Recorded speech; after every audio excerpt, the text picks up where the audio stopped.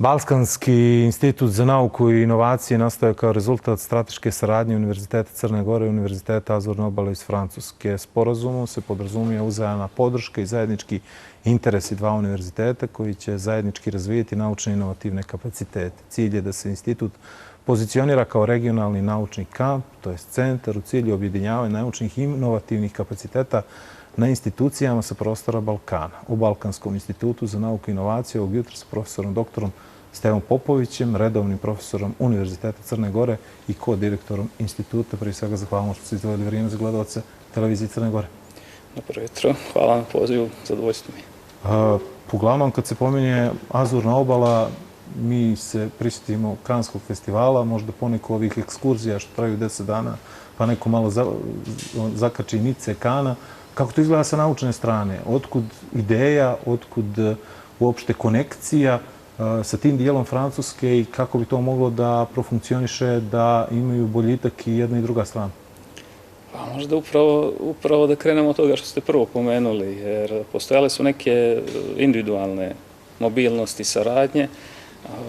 Obično mi s univerziteta kad biramo neke predjele koji nisu popularni oko turistički i one koji su turistički, a podjednako su naučno interesantni, mi izaberemo ove koje su interesantnije turistički, jer slobodno vrijeme možemo da provedemo obilazići destinacije koje ste pomenuli. Tako je ovo sve krenulo. U principu određene organizacijne jedinice na Univerzitetu Crne Gore su imale individualnu saradnju sa tim paralelnim institucijama u Nici. Inače, univerzitet u Nici nekad se zvao Sofia Antipolis univerzitet u Nici, pa su se malo proširili, ujedinili sa nekim dodatnim univerzitetima i postao je univerzitet Azurne obale prije, sad ne znam tačno koliko godina. I te inicijative koje su ranije postojale su u stvari trebale ovim Balkanskim institutom za nauku i inovacije da se objedine i da se unaprijede. Institut je osnovan 2019. godine i bilo je poprilično euforično najavljeno, s tim moram reći korona nas je zaustavila, kasnije posle korone su svi nekako otišli drugim putevima i malo je to zastalo. Evo sad u poslednje vrijeme pokušavamo da mu podignemo vidljivost, pokušavamo da pokrenemo sve te aktivnosti u praktičnom smislu, jer do sad je bilo aktivnosti, ali ne u tom obimu u kojem smo mi namjeravali. Šta je suština? Imamo čovjeka koji je porijeklom sa naših prostora, to je profesor Srđan Redžepagić, on je redovni profesor na Univerzitetu u Nici. Inače, on odrastao u Beogradu, poznaje dobro cijeli Balkan i on je bio u stvari ta kopča i pokretač i on je u stvari direktor ovog instituta. Ja sam sa naše strane, s obzirom da su oni odlučili da Centar za Balkan bude na Univerzitetu Crne Gore, eto ja imam tu to zadovoljstvo i čast da budem ko-direktor Balkanskog instituta i pokušavamo sad da nastavimo tamo gdje smo stali, da bude što vidljiviji, da što više aktivnosti uvežemo, da budu koordinirane od strane instituta i ono što je najvažnije u stvari da dođemo do eksternih sredstava projekata, da poboljšamo te aktivnosti i izdignemo ih na viši nivo. Ono što sam i rekao u najavi, što je mene nekako skrenulo pažnju, to je priča o tom kampu, odnosno nekoj vrsti centra gdje bi vjerovatno kroz sinergije naučnika, socijalizaciju, ako smijem to tako da kažemo, vi ćete pojasniti gledalcima, trebalo da dođe do nekog višeg stepena za sve uključene strane, je li tako? Generalna ideja je bila da postoje dva sektora tu, znači u okviru tog centra ili kampa kako je bio nazvan na engleskom, to je ovako prevod bukvalni s engleskog, više bi to u našem duhu, našem jezičnom duhu bilo centar. Jedan koji bi se bavio naukom i inovativnim projektima, a s druge strane obuke. Znači, jako je bitno da se ulože sredstva i samim sporazumom su predviđena neka osnovna sredstva koja uglavnom dominantno dolaze iz Nice i aktivnosti postoje, one se odvijaju. Recimo, prošle godine tu bila delegacija iz Francuske, čak je bio ambasador svo vrijeme uključen, tako postoji jaka podrška iz tog diplomatskog dijela. Na Mašinskom fakultetu je osnovan Fab Lab, Znači, tu je printanje 3D, već u stvari bolje bi to mašinci objasnili nego ja, s obzirom da dolazim iz sporta. A opet imali smo interesa da razvijamo sport i turizam, ekonomija je vrlo zastupljena sa svojim aktivnostima, tako da generalno taj dio, mi već imamo neke određene aktivnosti, sad nam je cilj da ih unaprijedimo. S druge strane, taj drugi sektor su obuke. Znači da na individualnom nivou šaljemo naše ljude, da dovodimo ovdje ljude. Bili su neki studenti iz Nice koji su radili na toj laboratoriji na Mašinskom fakultetu, tako da to postoji. Šta je nama sad bitno? Da sve to nekako iskoordiniramo, unaprijedimo i da ga napravimo što vidljivijim kako bi što više ljudi bilo zainteresovano i kako bi to došlo na jedan viši nivo. Šta je suština? Univerzitet Azurne obale je među 10 najboljih univerziteta u Francuskoj što se izvrsnosti tiče i oni u stvari su krenuli da šire svoj uticaj izvan Francuske. Između ostalog, oni imaju takvih centara, odnosno kampova, kako oni kažu, na raznim mjestima i ovaj dio za Balkan je trebao da bude tu, u stvari jeste tu i sad pokušavamo da širimo taj uticaj dalje izvan Crne Gore i na ove ostale države. Pa otprilike meni ovako izgleda, oni će da probaju da nam pomognu sa finansiranjem, a mi ćemo možda njima da pomognemo sa nekim mladim, pametnim ljudima koji bi možda sutra završili tamo. Sam li pogodio otprilike? Pa, ja uvijek kažem, džaba nam i objekti i sve materijalne stvari ukoliko nemamo ljude, jer tim objektima i materijalnim stvarima mora da koordiniraju ljudi. Znači, ti ljudi su nam potrebni da bi u stvari sve ovo drugo funkcionisalo. Ulaganje po meni u ljude je najbolje ulaganje.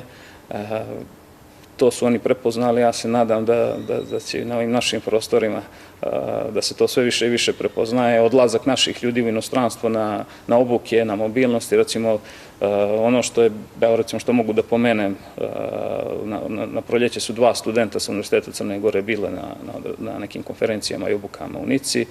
Sada u oktobru će 3 zaposlenih sa univerziteta opet otići na jednu konferenciju, tako da mobilnost ima dosta. Univerzitet Azurna obala kroz Erasmus Plus program omogućava značajnom broju i studenta i nastavnika da odu tamo. Sad sve je na nama, a institut ima za cilj da to koordinira, da promoviše, pospješuje i to nam je u stvari glavni cilj. I ono što sam već pomenuo, da osim tih osnovnih sredstava, koja nisu mala, ali nisu ni prevelika, dosta često zapinjemo, to nam je bio najveći problem u samom startu, kako prebaciti novac od tuda ovamo, da to sve bude legalno, da se uskladi sa svim legislativama koje su lokalne u Francuskoj i lokalne kod nas i onda zapinjemo dosta sa tim nekim administrativnim stvarima koje u stvari bi trebale da budu pomoć, a ne odmoć. Tako da tu nam zapinje dosta. Radimo na tome, razvijamo, a i ti eksterni fondovi su jako značajni jer ima dosta poziva u okviru Europske unije. Recimo sad pripremamo jednu aplikaciju za KOS program koja će ići sa instituta kao prijavljivača. Ako vam kažem da ćemo imati 4 godine po 200.000 eura samo za ulaganje u umrežavanje ljudi, ne samo na nivou Balkana i Francuske, nego i ostalih zemalja, to bi recimo bilo fantastično. Sa takvim jednim projektom bi sigurno ovaj institut dobio mnogo više na značaju nego što ga imao do sada. I tu smo mi, da to u stvari pokušamo da uradimo. Znači nismo samo mi obični smrtnici, građani, nemamo problema s administracijom, nego i nauke i inovacije, je li tako? Pa meni je bilo fascinantno prvo da koliko to fenomenološki je bilo onako čudno za vas? Pa mene ovdje ne čudi s obzirom da sam bio od administraciji na univerzitetu 2 mandata i da znam čim sam se sve susrećao. Mi više volimo da nađemo način kako nešto ne može nego kako nešto može. To je onaj problem s kojim sam se susrećao svakodnevno. Ali mi je bilo interesantno i u Francuskoj gdje sam mislio da je to Europska unija, da su pojednostavljene neke stvari. Isto su imali problem recimo kako da prebace novac sa njihovog računa na naš. To je premošćeno, ali smo nailazili na takve probleme i kažem, korona je ta bila koja je onu početnu euforiju zaustavila i onda su nekako svi otišli na svoju stranu, posle je bilo teško opet vratiti na isto mjesto, ali evo sad, posle određenog vremena, prošlo je malo vremena, možda je sazrelo i nadam se da će ovaj drugi drugi nalet biti mnogo pozitivniji i nadam se da ću sljedeći put mogu, kad budem došao kod vas u gosti, pričati o konkretnim stvarima, da ne bude ovako uopšteno, što više volim da pričam o nečem što smo završili i što zaista je afirmativno i za društvo, i za nauku i generalno za sve nas. Tako je, pomoći će i ta mobilnost i razmjena, zato što će ljudi sa konkretnim impresijama moći da govore. Interesuje me, mi smo skloni u poređivanju, ovdje mentalitetski. Kad ode odavde čovjek i dođe na univerzitet te kategorije u Francuskoj, rekli ste da su među 10 najboljih po izvrsnosti, šta zatekne? Je li može da se snađe? Je li prihvati to što je zatekao tamo? Je li može da kaže kad se vrati ovdje, ipak smo mi na jednom određenom nivou što se tiče naučnih radova, znanja, iskustava, možda neke pripreme za neki sljedeći nivo? Kako da izgleda? Mi dosta često pričamo o niskom IQ u Crnoj Gori i nekom lošem obrazovanju. Ja se ne slažem s tim. Radim u obrazovanju cijeli svoj vijek i dosta sam putovao, dosta sam imao priliku da se upoznajem s ljudima na najvišem mogućem nivou. Po meni su ljudi s naših prostora i fizički i mentalno vrlo, vrlo sposobni i čak mi se čini da bi mogli da dominiraju gdje god odu.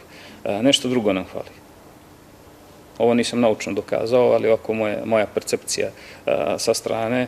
Jednostavno, kad naš čovjek ode vani, on se uklopi i prilagodi određenim pravilima. Da li kod nas pravila nisu jasna, ili ih u stvari imamo pa ih ne poštujemo, ili postoji... pa onda... Jer najgore poslodavac može da povrijedi dobrog radnika kad favorizuje onoga koji nije dobro. Tu mu ubija svaki motiv za dalji rad i jednostavno se osjeća podređen u tom slučaju, iako je kvalitetan, iako se te vrijednosti ne cijene i ne stavljaju na prvo mjesto, onda jednostavno ubijate motiv. Ono što sam primijetio, naši ljudi kad odu negdje u dobro okruženje gdje se cijene prave vrijednosti, vrlo lako promovišu sami sebe i napreduju.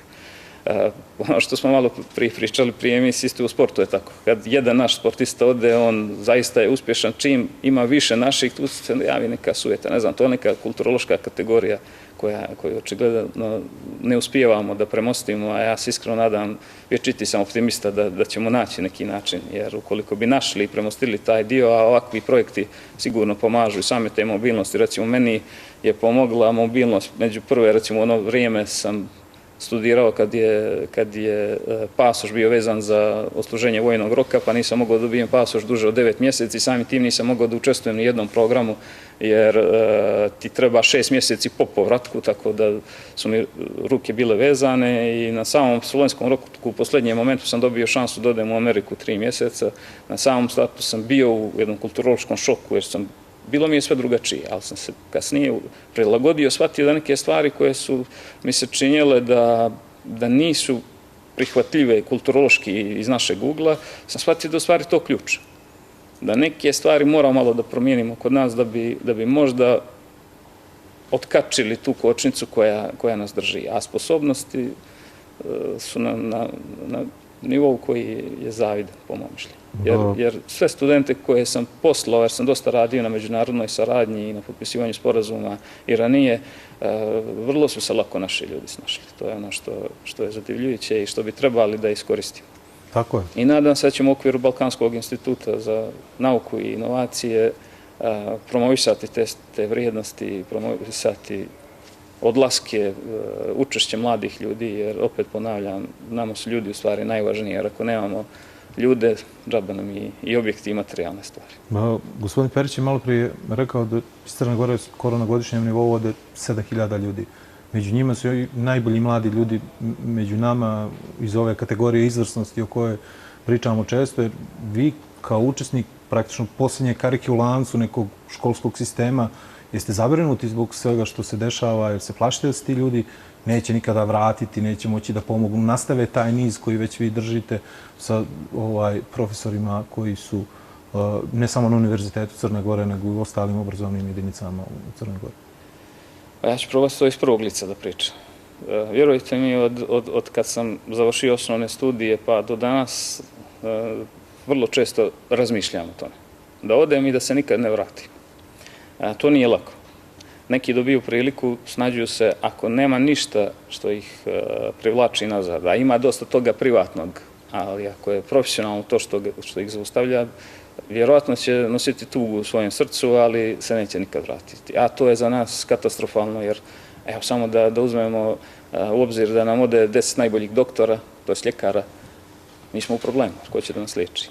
Tako je u svim strukama. Ovdje je možda najvidljivije, jer tu mogu da stradaju ljudi koji su zaista u medicinskoj potrebi da im bude pomognuto istog momenta. Kultura, sport, svi ostali segmenti su problematični. Tako da mi moramo da napravimo sistem koji će nam pomoći da, iako odu ti ljudi, dobiju određena znanja, iskustva, prijateljstva, kontakte, znači koji su vrlo značajni, da se vrate i da unaprijede naš sistem. Ali moramo da napravimo sistem koji daje šanse jednake svima i gdje će se najviše vrednovati ono što bi trebalo da budu vrijednosti. Nažalost, danas dosta smo skloni svi da sredimo, da pomognemo, ali to obično nije ono što bi trebalo da bude, već vam se ljudi obraćaju za neke stvari koje možda se kose sa nekim i moralnim i kulturološkim vrijednostima.